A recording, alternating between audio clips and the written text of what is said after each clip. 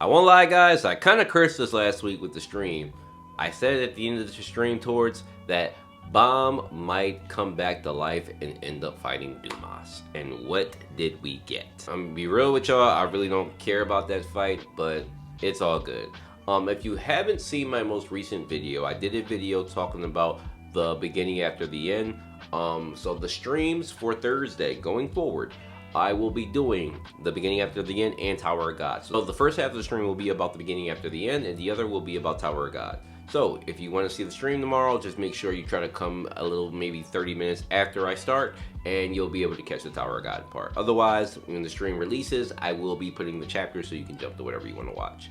Other than that, let's get into this chapter this week. It's really short, so there isn't that much to go off of, but we'll do our best. And before we get into it, hit the sub and share the content, please and thank you. Your boy has been growing very great every single month. We already at 17. We about to get to 18 real quick, so I appreciate y'all. Let's get it. Okay, so I'm not gonna cap. What the fuck was the beginning of this chapter? Okay, I'm not gonna lie, I caught the weirdest vibes from this in the beginning. Like, first of all, why is this man hollering all on her like that? And then he got his Shinua all up on her body, and then he looks crazy. Y'all look at Holland's face. The art last week was fantastic. I was even able to make it a thumbnail. Bro looks like a sweaty, you know, one of those ugly bastard characters. That's exactly what he looks like. Super creepy. I'm really mad that he even touched her, but it is what it is. So he goes to hand Trom the king piece, and of course we see Kidu come in and swipe the piece away and reintroduces himself to Tromari. So this was a bit of a shock, I'm not gonna lie, because I didn't expect Trom to remember who Enkidu was, right? But I will say I've kind of figured out what's kind of going on here. So Tromari and people who are removing memories cannot forget specific people. Now, if you have any contradictions to this, please share them, but they can't actually forget the actual people that they've met. Now, they can forget the memories, they can forget the situations, and possibly the feelings. You know how I'm up and down about that. But they can't forget people. They can't. So it's like, you ever been in a situation where you see somebody that you may know, but you don't remember where you know them from? It's that. It's exactly that scenario. So I'm pretty sure we all have experienced that a few times.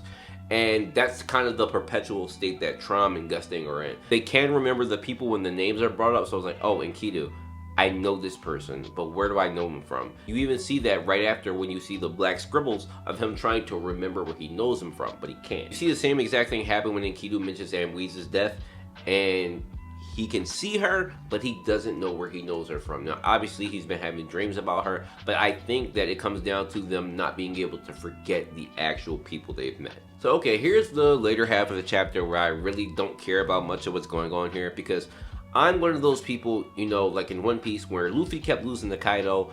I kind of kept losing my stride with it because it's just like, well, bro keeps losing, and then he eventually wins.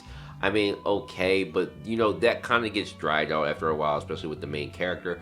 And in Bomb's case, we know that he's stronger than what he showed when he originally fought Dumas. And he had all the motivation to go all out, but he didn't. So my hype for this fight isn't there. So you guys feel free to, you know, power scale it and give your thoughts on it. I really don't care to, you know, really go over it too much.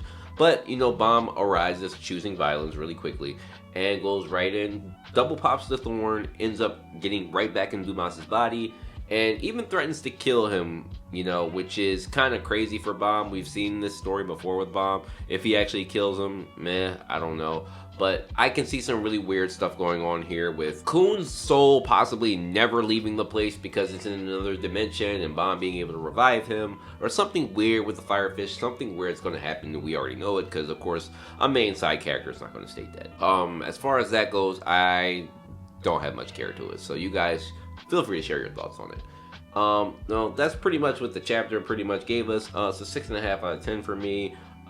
Pushing the plot, but I'm not really excited for the Bomb parts. I'm more excited to see a bunch of other things, like Gusting literally saying he's going to kill Tromari and how he's going to do it, where Rachel is, where Huarion is, what's going on with the revolutionaries, and if we're going to get introduced to the new family heads.